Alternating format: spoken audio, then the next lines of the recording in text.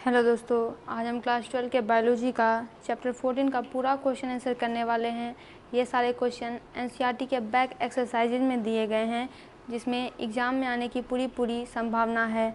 अगर आप इतना क्वेश्चन भी करते हैं तो आपको चैप्टर का एक ओवरव्यू मिल जाएगा कि चैप्टर किस बारे में है, और जिससे कि आपका एग्ज़ाम में एक भी क्वेश्चन नहीं छूटेगा। पहला है फिल इन द ब्लैंक्स। दिए गए को हमें फिल इन द ब्लैंक्स करना है। तो पहला है plants are called as dash because they fix carbon dioxide.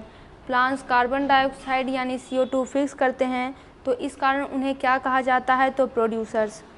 In an ecosystem dominated by trees the pyramid of number is. किसी एक इकोसिस्टम में जहाँ पे कि ट्रीज डोमिनेट कर रहे हैं, यानी ट्रीज ज़्यादा मौजूद है, ट्रीज ही डोमिनेट करेंगे, मुख्य रूप से रहेंगे, तो पिरामिड ऑफ नंबर किस प्रकार का होगा? तो ये अपराइट होगा। Aquatic ecosystem limiting factor for the productivity. एक एक्वेटिक यानी वाटर इकोसिस्टम में प्रोडक्टिविटी का limiting factor availability of sunlight होता है। Common detritivore in our ecosystem. हमारे इकोसिस्टम में कॉमन डेट्रिटिवोर्स कौन से होते हैं? तो ये होते हैं अर्थवर्म। डेट्रिटिवोर ऐसे ऑर्गेनिज्म होते हैं जो कि डेट्रिटस को खाते हैं और फिर उसको स्मॉलर पार्टिकल में कन्वर्ट कर देते हैं। Major reservoir of carbon on earth. इस अर्थ पर कार्बन का मेजर रिजर्वर क्या है? रिजर्वर यानी जहाँ वो पाया जाता है, जहाँ उसका सोर्स है। इसका सोर्स क्या है? तो ओशन। ओशन में carbon dioxide carbon dissolve form में पाया जाता है। नेक्स्ट क्वेश्चन है कि which of the following has the largest population in a food chain. किसी भी फूड चेन में इन सब में से किसका पॉपुलेशन सबसे ज़्यादा होता है? तो ये होता है प्रोड्यूसर्स का। 3 नंबर है कि second trophic level in a lake. Lake में यानी एक्वेटिक इकोसिस्टम में दूसरा ट्रॉपिक लेवल किसका होता है? तो जू प्लैंकटन का, और पहला होता है फाइटोप्लैंकटन का। What is the percentage of photosynthetically active radiation. इसको शॉर्ट में पार भी बोलते हैं। If incident solar radiation is considered as 100। अगर धरती पर आने वाली सूर्य की किरणों को अगर हम 100% मानते हैं तो पार का परसेंटेज कितना होता है? तो पार का परसेंटेज 50% होता है। आगे 4 क्वेश्चन दिया गया है, आपको डिफ्रेंशिएट करके यहाँ पे बताना है। सॉरी एक क्वेश्चन छूट गया यहाँ पे। सेकेंडरी प्रोड्यूसर्स कौन होते हैं? तो सेकेंडरी प्रोड्यूसर्स हर्बीवोर होते हैं। इन सब के बीच में डिफ्रेंशिएट करना है। Grazing food chain, detritus food chain, production और डिकम्पोजिशन, अपराइट और inverted pyramid, food chain, food web, litre और डेट्रिटस, प्राइमरी और सेकेंडरी प्रोडक्टिविटी। तो इनके डिफरेंसेस को हम पीछे जानेंगे।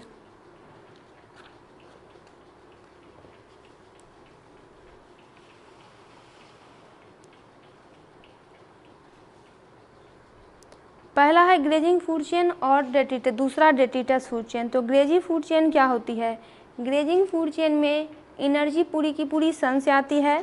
इसका पहला ट्रॉपिक लेवल प्रोड्यूसर होता है।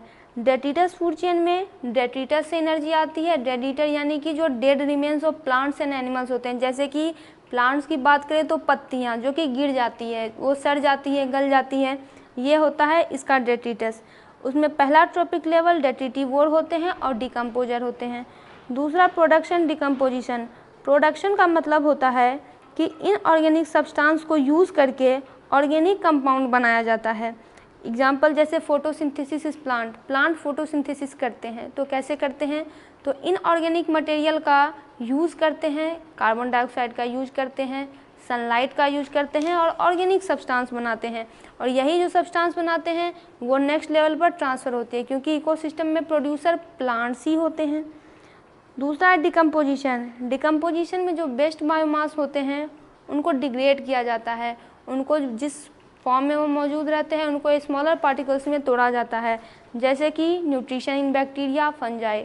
फिर है अपराइट पिरामिड और इन्वर्टेड पिरामिड। अपराइट पिरामिड सीधा होता है, आपने इन्वर्टेड पिरामिड को देखा होगा कि ऊपर वाला पोर्शन बड़ा, फिर छोटा, फिर छोटा, फिर छोटा, ऐसे होता है। अपराइट पिरामिड अगर आपसे पूछा जाए तो क्या होगा?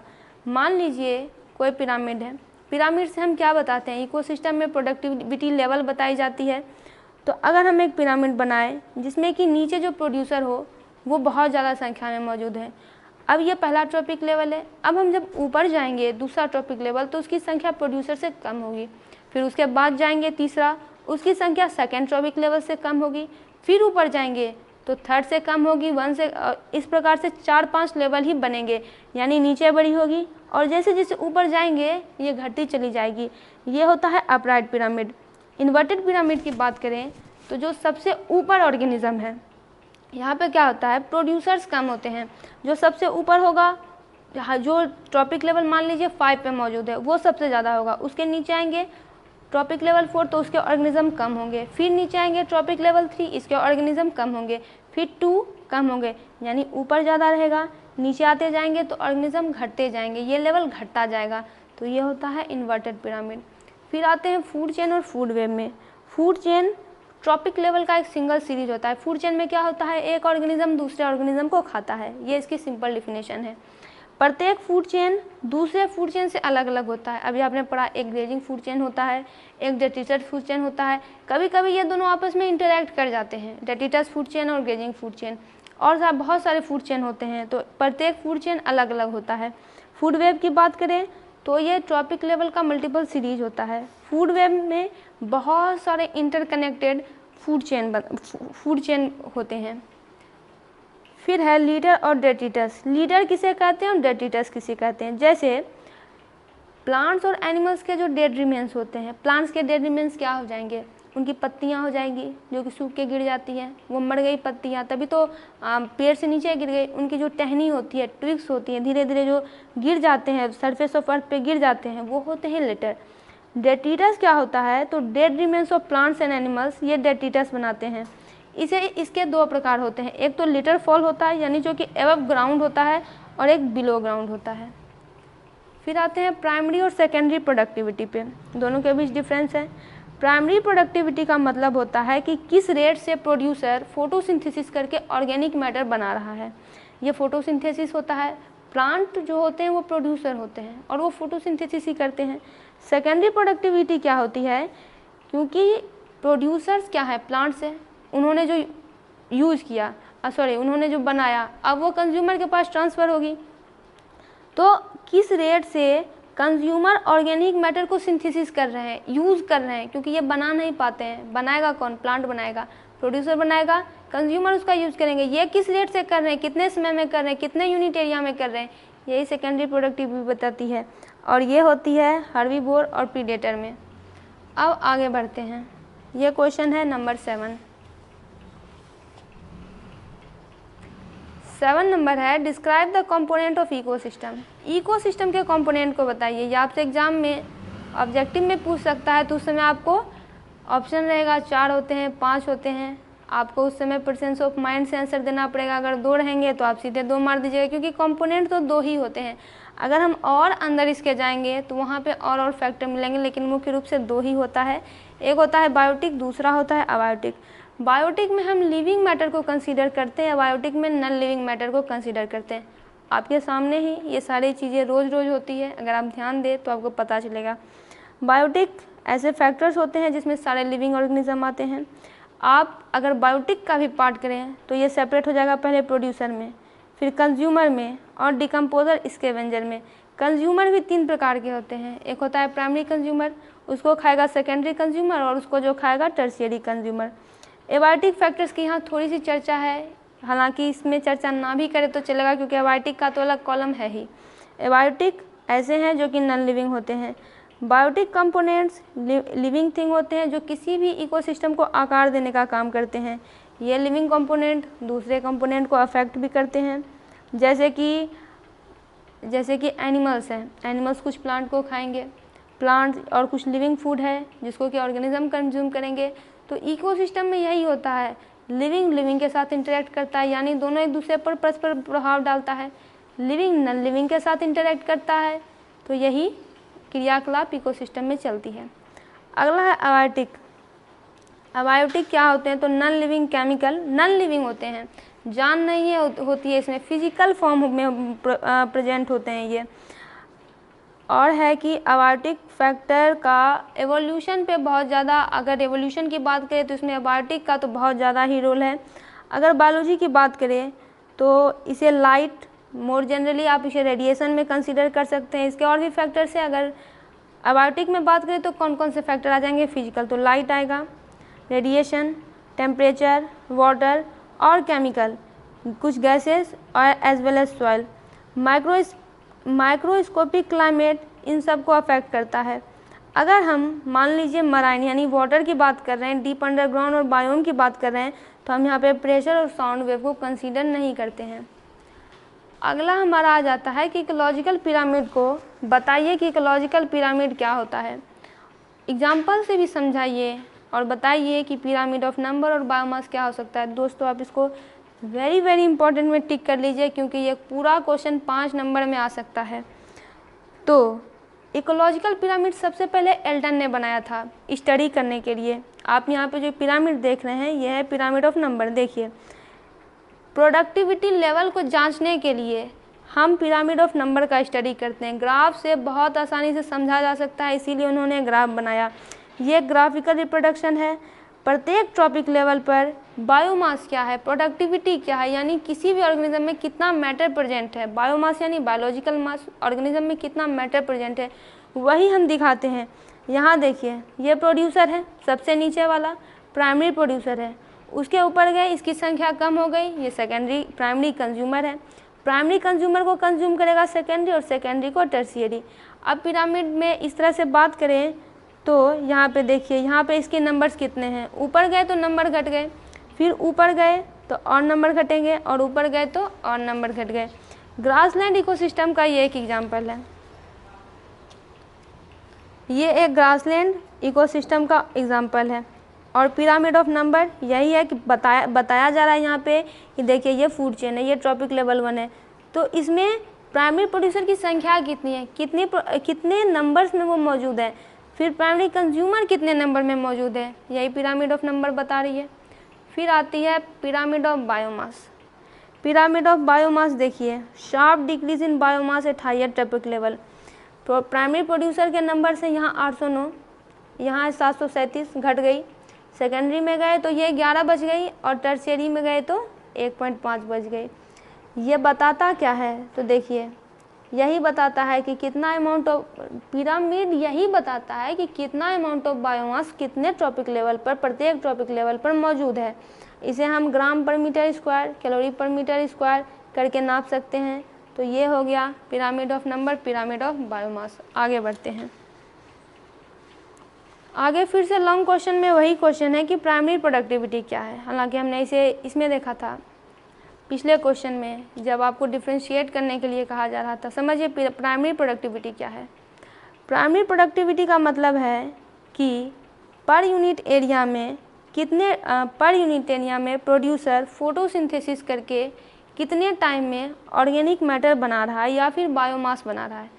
बायो का मतलब होता है लिविंग, मास का मतलब होता है मैटर, यानी कितना लिविंग मैटर कोई भी प्रोड्यूसर फोटोसिंथेसिस करके कितने समय में पर यूनिट एरिया में बना रहा है। इसके लिए कुछ फैक्टर्स रिस्पॉन्सिबल होते हैं, जिसमें पहला होता है सनलाइट, दूसरा होता है टेम्परेचर, मॉइस्चर यानी नमी, फिर होता है न्यूट्रिएंट्स, फिर होता है फोटोसिंथेसिस इफिशियंसी ऑफ प्रोड्यूसर। ऐसा नहीं है कि इसे हम खैर आगे समझेंगे, छोड़िए इसे। पहला होता है इसमें सनलाइट। सनलाइट सबसे ज़्यादा ट्रॉपिक्स में अवेलेबल होते हैं। जो ट्रॉपिकल कंट्री होती है, आप स्टडी कीजिएगा जब बहुत आगे, तो आपको पता चलेगा जो ट्रॉपिक या फिर आपको यहीं पता चल जाएगा। ट्रॉपिकल कंट्री में बहुत ज़्यादा बायोडाइवर्सिटी पाई जाती है, क्योंकि सोलर लाइट बहुत ज़्यादा अवेलेबल है वहाँ पे, यहाँ पे। लेकिन अगर आप पोल की तरफ बढ़ते हैं, ट्रॉपिक से ऊपर जाएंगे पोल की तरफ, तो वहाँ पे तो विंटर है, सनलाइट होती ही नहीं है, टेम्परेचर डाउन रहता है, तो बायोडाइवर्सिटी कहाँ से रहेगी। फिर है टेम्परेचर। ट्रॉपिकल फॉरेस्ट में टेम्परेचर भी ठीक ठाक रहता है क्योंकि सनलाइट होता है। फिर टेम्परेट फॉरेस्ट की बात करें तो वहाँ पे प्रोडक्टिविटी बहुत कम रहती है, क्योंकि ये ठंडे प्रदेश होते हैं। क्लाइमेट कभी कभी क्या गिरता ही है, वहाँ पे कोल्ड हो जाती है, तो ये तो बायोडाइवर्सिटी को फलने फूलने देगी नहीं, तो यहाँ पे ट्रॉपिक्स को ही फ़ायदा है। तीसरा है न्यूट्रिएंट्स। न्यूट्रिएंट्स भी ट्रॉपिक्स में किसी भी ऑर्गेनिक मैटर बनाने के लिए तो न्यूट्रिएंट्स ज़रूरी होता है, इसीलिए न्यूट्रिएंट्स का होना बहुत ज़रूरी है प्लांट के ग्रोथ के लिए और किसी भी इकोसिस्टम के प्रोडक्टिव होने के लिए। तो ये सारी बातें इसमें लिखी गई है। फिर हम क्वेश्चन नंबर 10 करते हैं। क्वेश्चन नंबर 10 है कि डिकम्पोजिशन को डिफाइन कीजिए, इस प्रोसेस को समझाइए और बताइए कि आगे डिकम्पोजिशन के प्रोडक्ट क्या है। जैसे प्रोडक्ट्स से आप ऐसे समझिए, जैसे कि कोई भी काम किया जा रहा है तो अंत में रिज़ल्ट निकल के क्या आता है। जैसे आप इतनी पढ़ाई कर रहे हैं तो अंत में आपका रिज़ल्ट मायने रखेगा कि आपने क्या किया, फर्स्ट डिवीज़न किया, सेकंड डिवीज़न किया या फिर फर्स्ट डिवीज़न किया तो आपके मार्क्स कितने हैं। तो कुछ इस तरह से पूछा जा रहा है। तो डिकम्पोजिशन एक ऐसा प्रोसेस है जिसमें ऑर्गेनिक मैटर को इनऑर्गेनिक मैटर में कन्वर्ट कर दिया जाता है। जैसे कि उसे इनऑर्गेनिक मैटर जैसे आप कार्बन डाइऑक्साइड, वाटर, इन सारे में ब्रेक डाउन कर दिया जाता है। ये डिकम्पोजर्स के द्वारा किया जाता है। डिकम्पोजर्स इन्वायरमेंट में कौन होते हैं, तो बैक्टीरिया, फंजाई, अर्थवर्म, ये सारे डिकम्पोजर्स होते हैं। लेकिन ये एक प्रोसेस में होती भी नहीं है, बहुत ज़्यादा प्रोसेस है यहाँ पे। तो खैर अगर आप इतना ही लिख देते हैं तो फुल मार्क्स मिल लेते हैं। पहला प्रोसेस जानते हैं, फ्रेगमेंटेशन। फ्रेगमेंटेशन का मतलब होता है टूटना। डेट्रिटस, डेट्रिटस होता है dead remain of plant and animal. जैसे प्लांट मर गया, उसका पूरा शरीर मर गया तो वो क्या हो गया, डेड रिमेन बन गया। कोई एनिमल मर गया, पूरा शरीर उसका क्या है, डेड रिमेन हो गया। उसको तोड़ना, सबसे पहले अर्थवर्म उसको तोड़ेंगे तो क्या करते हैं, पहले उसको स्मॉलर पार्टिकल में तोड़ देते हैं। दूसरा प्रोसेस है कैटाबोलिज्म। अब डिकम्पोजर क्या करते हैं, डिकम्पोजर के पास कुछ इंजाइम्स होते हैं। इस इंजाइम को वो डेट्रिटस पर, यानी यही जिनको अभी उन्होंने तोड़ दिया है, उस पर रिलीज कर देंगे। ये इनसॉल्यूबल कॉम्प्लेक्स ऑर्गेनिक सब्सटेंस को सिंपल सॉल्यूबल ऑर्गेनिक कंपाउंड में कन्वर्ट कर देते हैं। उसके बाद लीचिंग प्रोसेस आती है। अब जिनको इन्होंने सिंपल सॉल्यूबल ऑर्गेनिक सब्सटेंस में कन्वर्ट कर दिया, ये वाटर के साथ डीपर लेयर ऑफ सॉइल में चले जाएंगे। ठीक है, फिर यहीं पे ये प्रोसेस ख़त्म हो जाती है। 3 ही स्टेप हालांकि इसका दिया गया है तो कोई बड़ी बात है नहीं। इसके सिंपल सॉल्यूबल हो गया, यानी अब ये वाटर में सॉल्यूबल हो सकता है तो अलोंग विथ ये वाटर के साथ मिलकर, along with the percolation water, ये फिर से सॉइल में चले जाते हैं। यानी कि जो न्यूट्रिएंट इसके पास था वो फिर से वापस सॉइल में चला गया, क्योंकि न्यूट्रिएंट की इकोसिस्टम में साइकिलिंग होती है। न्यूट्रिएंट कहीं बाहर से तो आएगा नहीं, तो जो न्यूट्रिएंट्स हम में अवेलेबल है, जानवरों में अवेलेबल है, जानवर मर गए, फिर से न्यूट्रिएंट सॉइल में आ गया, फिर से सॉइल से वो प्लांट्स लेगी, प्लांट्स फोटोसिंथेसिस करेगी, प्लांट्स को एनिमल्स खाएंगे, एनिमल्स फिर से मरेंगे, डिकम्पोजर्स फिर से उन्हें कन्वर्ट कर देंगे, न्यूट्रिएंट्स फिर से सॉइल में चला जाएगा। यही प्रक्रिया चलती आ रही है, न्यूट्रिएंट की साइकिलिंग हो रही है, वही न्यूट्रिएंट वापस मिलती जा रही है। अगर ऐसा ना हो तो न्यूट्रिएंट्स एक दिन खत्म हो जाएगा। फिर प्रोडक्ट, आगे डिकम्पोजिशन होता है तो इसके प्रोडक्ट क्या होते हैं, तो ह्यूमस प्रोड्यूस होता है। जब डिकम्पोजिशन प्रोसेस होती है तो ह्यूमस होता है। उसके बाद इनऑर्गेनिक न्यूट्रिएंट्स यानी मिनरल्स भी प्रोड्यूस होते हैं। आपसे 2 नंबर्स में पूछ सकता है कि ह्यूमस क्या है, पता होगा, खेतों में दिया जाता है ह्यूमस एक डार्क कलर एमॉर्फस सब्सटेंस होता है जिसमें कि न्यूट्रिएंट्स मौजूद होते हैं, इसीलिए उनको खेतों में डाला जाता है ताकि जो क्रॉप ग्रो करे वो काफ़ी बेहतर क्वालिटी के हो। हालांकि अब तो लोग ह्यूमस का यूज बहुत कम ही करते हैं, केमिकल्स का यूज करते हैं, लेकिन ह्यूमस का भी यूज होता है। और ये क्या करता है, सॉइल के मॉइस्चर को मेंटेन करता है। फिर है 11 नंबर क्वेश्चन। 11 नंबर क्वेश्चन है कि given account of energy flow in an ecosystem. आखिर एनर्जी इकोसिस्टम में किस तरह से फ्लो करती है, जिस इकोसिस्टम में हम रह रहे हैं कैसे कैसे करके एनर्जी आती है। तो देखिए, आपने पीछे भी पढ़ा, सोलर रेडिएशन जो भी आती है उसमें से 50% पार होती है। 50% में से प्लांट जो है 2 से 10% एनर्जी ही कैप्चर कर पाते हैं, ये पूछेगा ऑब्जेक्टिव में। इसी एनर्जी से, यही जो 2 से 10% की एनर्जी है, यही पूरे धरती पर लाइफ को सस्टेन करने का काम करती है। सबसे पहले क्या होगा, प्रोड्यूसर जो कि 2 से 10% एनर्जी सूर्य भगवान से लेगा, वो क्या करेगा, इससे फोटोसिंथेसिस करेगा। उसके बाद प्लांट प्रोड्यूस करेगा, उसको कंज्यूम कर लेगा या डेट्रिटस कंज्यूम कर लेगा। अब जो एनर्जी का फ्लो होता है वो 10% रूल को फॉलो करता है। 10% रूल एक बायोलॉजिस्ट ने दिया था। उनका कहना है कि प्रत्येक लेवल पर, जो ट्रॉपिक लेवल पर भी हम मौजूद है उसके अगले ट्रॉपिक लेवल पर 10% एनर्जी ही जाएगी। मौजूद तो यहाँ पे 100 है, लेकिन 10% एनर्जी कैसे जाएगी, तो जो 90% एनर्जी है वो प्लांट अपने प्रोसेस के लिए खर्च कर देगा, क्योंकि वो ऐसे ही नहीं चल रहा है। अगर वो चल रहा है इस धरती पर तो उसके अंदर बहुत सारी प्रक्रिया चल रही है, मेटाबॉलिक एक्टिविटी चल रही है, रिस्पायरेशन चल रहा है, सांस ले रहा है, वो सब कैसे कर रहा है, उसके लिए तो एनर्जी की ज़रूरत होती है। इसीलिए 90% एनर्जी खर्च करेगा, 10% एनर्जी आगे ट्रांसफ़र करेगा। तो नेक्स्ट लेवल के लिए 10% एनर्जी ही अवेलेबल है। इसीलिए किसी भी टॉपिक लेवल में हम 4-5 स्टेप ही बनाते हैं, क्योंकि नेक्स्ट लेवल के लिए एनर्जी ही अवेलेबल नहीं रहेगी। मान लीजिए अगर कुछ ऐसा हो कि वो ऑर्गेनिज्म अगले को सामने वाले को खा ले, तो कर तो कुछ नहीं सकते, लेकिन एनर्जी क्या ट्रांसफ़र होगी, एनर्जी तो बची ही नहीं है। जैसे प्रोड्यूसर है, प्रोड्यूसर क्या हो गया, प्लांट्स को कौन खाएगा, प्राइमरी कंज्यूमर, प्राइमरी कंज्यूमर को खाया जाएगा सेकेंडरी कंज्यूमर, सेकेंडरी कंज्यूमर को टर्शियरी। यहाँ पे 10% एनर्जी का ट्रांसफ़र होगा, 10% ट्रांसफ़र होगा, 10% ट्रांसफ़र होगा। इसीलिए 10% रूल के कारण ही नंबर ऑफ़ लेवल्स सीमित मात्रा में मौजूद होते हैं। ठीक है, 12 नंबर पे आते हैं। 12 नंबर पे है कि सेडिमेंट्री साइकिल, किसी भी इकोसिस्टम में सेडिमेंट्री साइकिल क्या होती है, सेडिमेंट्री साइकिल का रोल क्या होता है, रोल पूछा जा रहा है। तो देखिए सेडिमेंट्री साइकिल क्या है, तो ये न्यूट्रिएंट साइकिलिंग ही है, लेकिन इसमें हम फॉस्फोरस की साइकिलिंग होती है, कैल्शियम की साइकिलिंग होती है, मैग्नीशियम, जिंक, कॉपर की साइकिलिंग होती है, और इसका जो रिजर्वोयर होता है, यानी इसका जो सोर्स होता है वो रॉक होता है। सेडिमेंट्री साइकिल का रिजर्वोयर रॉक होता है, रॉक्स, और इसमें गैसेस का कोई स्थान नहीं होता है। इसको हम थोड़ा लॉन्ग में समझते हैं। देखिए क्या होता है, ये चूँकि फॉस्फोरस तो रॉक में मौजूद है। अब देखिए क्या होगा, रॉक में वेदरिंग होगी, रॉक में जैसे ही वेदरिंग जब होगी रॉक में, तो उससे फॉस्फोरस निकलेगा, ये फॉस्फोरस निकलेगा, फॉस्फोरस निकल के सीधे जाएगा सॉइल में, और सॉइल में क्या है, सॉइल में प्लांट है, प्लांट के पास जो रूट हेयर होते हैं उनसे वो फॉस्फोरस को कैच कर लेगा। अब जो फॉस्फोरस था वो आ गया है प्लांट के पास, प्लांट फोटोसिंथेसिस करेगा, और प्लांट, और या फिर आप ऐसे समझिए प्लांट को लेगा कौन, एनिमल लेगा, एनिमल लेगा, एनिमल में भी फॉस्फोरस चला गया, एनिमल एक दिन मर जाएंगे, डिकम्पोज हो जाएंगे, फिर से उसका न्यूट्रिएंट्स प्लांट्स ये धरती पर आ जाएगा, सॉइल में चला जाएगा, सॉइल में फिर इसी प्रकार से ये प्रोसेस चलती रहेगी। लेकिन यहाँ पे एक बात नोटिस करने वाली है कि ये फॉस्फोरस कुछ जो है रन ऑफ के द्वारा, वाटर के द्वारा बह जाते हैं, वाटर में बह जाते हैं। तो इसके कुछ यहाँ पे यही सारी बात लिखी हुई है कि ये फॉस्फोरस, कैल्शियम, मैग्नीशियम एटीसी में होते हैं। इंपॉर्टेंट फीचर्स क्या है, तो इनपुट ऑफ न्यूट्रिएंट्स वही होता है, पहले वेदरिंग होगी तो फॉस्फोरस निकलेगा, वो सॉइल में चला जाएगा। फिर है इंटरनल न्यूट्रिएंट साइकिल, तो क्या करेंगे, प्लांट न्यूट्रिएंट को ऑब्जर्व कर लेंगे और उससे ऑर्गेनिक मैटर बना लेंगे, ये इस प्रोसेस को अपटेक कहेंगे। उसके बाद ऑर्गेनिक मैटर से प्रोड्यूसर में जाएगा, ऑर्गेनिक मैटर से पास करके ये प्रोड्यूसर में जाएगा, प्रोड्यूसर से हार्बीवोर में, हार्बीवोर से कार्निवोर में, इस प्रोसेस को कहेंगे हम ट्रांसफ़र।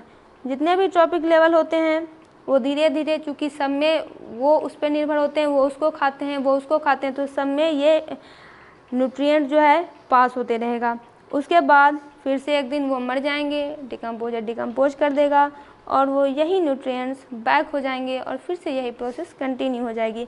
एनसीईआरटी में इसका एक बहुत ही शानदार डायग्राम दिया गया है। फिर आउटपुट ऑफ न्यूट्रिएंट्स, तो क्या होता है कि output reduce the availability in the cycling pool. अब साइक्लिक पूल में ये जो न्यूट्रिएंट्स होते हैं इनकी अवेलेबिलिटी थोड़ी घट जाती है, क्योंकि जब वेदरिंग होती है तो उसमें ऐसा हो सकता है कि सॉइल इरोजन हो जाए, वाटर के साथ कुछ फॉस्फोरस बह जाए, और यही है। फिर है लास्ट क्वेश्चन 13 नंबर है कि carbon cycling in an ecosystem, उसके आपको कुछ साइलेंट फीचर्स बताने हैं। तो कार्बन क्या है, कार्बन एक गैस है रिजर्वर फॉर्म में, यानी इसका सोर्स ओशन होता है, ओशन में कार्बन डिजॉल्व फॉर्म में पाया जाता है। और जो फॉसिल फ्यूल, कोल, पेट्रोलियम, नेचुरल गैस जो हम बर्न करते हैं उससे भी तो कार्बन डाइऑक्साइड निकलता है, वो भी तो कार्बन ही है। तो ये सारे कार्बन प्रोड्यूस करने के सोर्स होते हैं। कार्बन साइक्लिंग एटमॉस्फेयर में होंगे क्योंकि गैस है, ओशन में होंगे, और लिविंग और डेड ऑर्गेनिज्म के जरिए इन सब में कार्बन साइक्लिंग होती है। एक एस्टीमेट के हिसाब से 4 × 10⁻13 kg ऑफ कार्बन बायोस्फीयर में फिक्स किए जाते हैं फोटोसिंथेसिस के द्वारा एनुअली। कैसे फिक्स किए जाते हैं, कैसे फिक्स किए जाते हैं, क्योंकि फॉसिल फ्यूल्स बर्न हो रहे हैं, बहुत सारा कार्बन प्रोड्यूस करने का है, तो इस तरह से कार्बन को फिक्स किया जाता है। हालांकि बहुत सारा तरीका होता है कार्बन प्रोड्यूस करने का, आपको ये डेटा याद रखना है। फिर है कि कुछ अमाउंट ऑफ कार्बन एटमॉस्फेयर में रिटर्न भी हो जाते हैं through respiratory activity of the producer and consumer. फिर है डिकम्पोजर भी CO2 पूल में कंट्रीब्यूट करते हैं, क्योंकि वो वेस्ट मटेरियल को प्रोसेस करते हैं, डेड ऑर्गेनिक मैटर पे फीड करते हैं, तो जिससे कार्बन डाइऑक्साइड निकलती है, तो वो भी इन्वायरमेंट में, एटमॉस्फेयर में कार्बन डाइऑक्साइड ऐड करने का काम करते हैं। फिर है कि कुछ अमाउंट ऑफ जो कार्बन होते हैं वो सेडिमेंट में लॉस्ट कर जाते हैं, तो ये जो सेडिमेंट में लॉस्ट कर जाते हैं ये ख़त्म ही हो जाते हैं, लॉस्ट ही हो जाते हैं, और अब ये साइकिलिंग नहीं कर पाएंगे, ये सर्कुलेशन से रिमूव कर जाएंगे, अब ये साइकिल नहीं करेंगे क्योंकि ये लॉस्ट हो गए हैं। फिर है कि जब हम वुड को जलाते हैं, फॉरेस्ट फायर हो जाती है, तो इससे कार्बन डाइऑक्साइड कार्बन ही तो निकलता है, ऑर्गेनिक मैटर का कंबशन करते हैं, ये सारे एडिशनल सोर्स हैं जो कि कार्बन डाइऑक्साइड एटमॉस्फेयर में रिलीज कर रहे हैं। फिर है कि ह्यूमन एक्टिविटी ने भी बहुत ज़्यादा कार्बन साइकिल को प्रभावित कर दिया है, जैसे कि डिफॉरेस्टेशन हो रहा है, तो डिफॉरेस्टेशन हो रहा है, पेड़ कट रहे हैं, तो कार्बन डाइऑक्साइड ऐड ही तो हो रहा है इन्वायरमेंट में। फॉसिल फ्यूल अंधाधुंध जलाया जा रहा है, जिससे कार्बन डाइऑक्साइड ऐड हो रही है। ट्रांसपोर्ट बढ़ता जा रहा है, जिससे भी ये ऐड हो रही है, जिससे कि कार्बन डाइऑक्साइड की मात्रा जो है एटमॉस्फेयर में काफ़ी ज़्यादा बढ़ गई है, तो ग्लोबल वार्मिंग की समस्या भी बढ़ गई है, हालांकि उसकी यहाँ पे चर्चा है नहीं। तो दोस्तों इसका पूरा क्वेश्चन आंसर कंप्लीट हुआ, आप इसका तुरंत स्क्रीनशॉट ले लीजिए, क्वेश्चन आंसर कॉपी में नोट कर लीजिए, क्योंकि ये सारे क्वेश्चन आपको 2 मार्क्स में, 5 मार्क्स में पूछे ही जाएंगे, बहुत सारे ऑब्जेक्टिव भी इससे पूछे जा सकते हैं। तो ठीक है, मिलते हैं नेक्स्ट वीडियो में।